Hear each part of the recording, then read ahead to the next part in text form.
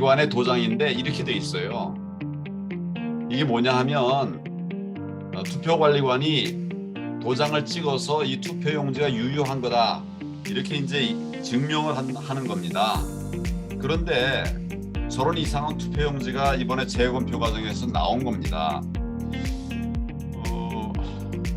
그러면 과연 이제 투표할 적에 내 이제 투표관리관에게 받은 그 투표용지가 저런 이상한 투표용지를 받았다고 하면 유권자가 가만히 있었겠습니까?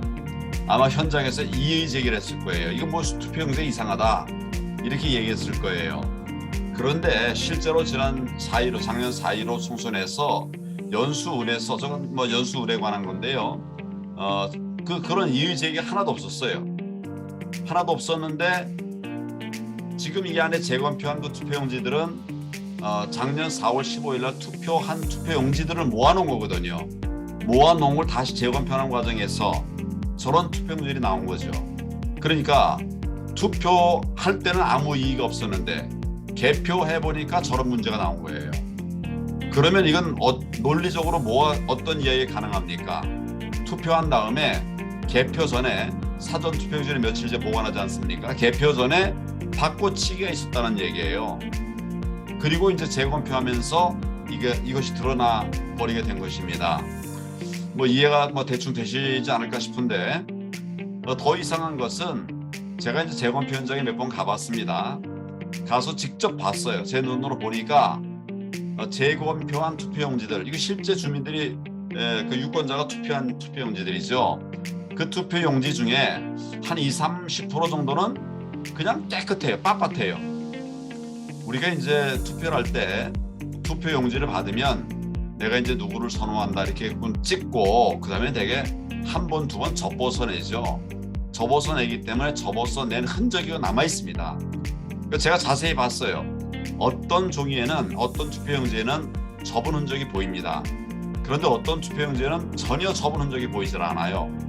그래서 제가 그 재검표하는 직원에게 물었습니다. 이게 지금 접은 흔적이 있는 거냐? 대답을 못해요. 거꾸로 이 접은 흔적이 있는 걸 갖고 이건 접은 흔적이 있는 거죠? 그러면 고개를 끄덕끄덕해요. 그러면 재검표 과정에서 나온 이 투표용지들 중에 이 빳빳한 투표용지 이게 과연 뭐냐? 이런 투표를 한 사람은 없는데 이게 한 20-30% 나왔다. 이게 뭐냐? 결국 이게 다 사전투표 하면서 나온 거거든요. 사전투표가 있은 뒤에 직후에 개표 전에 바꿔쳤다. 이런 합리적 의심이 아니라 이렇게 되지 않고서는 방법이 없는 거예요. 그냥 투표용지라고 유권자가 투표했다라고 집어넣는데 재검표하면서 다시 보니까 있을 수 없는 이런 투표용지들이 나왔다 이 말이죠.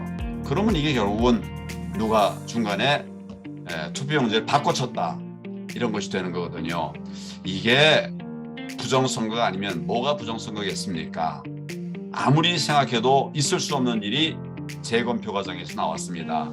이 투표용지가 한 20-30%가 빳빳하다는 것은 인천 처음에 했었던 인천 연수의뢰에서도 나왔고 그 다음에 울산지방법원에서 한 그 재검표 과정에서도 나왔습니다. 그리고 다시 영등포 을선거구에서 한 재검표 과정에서도 나왔어요.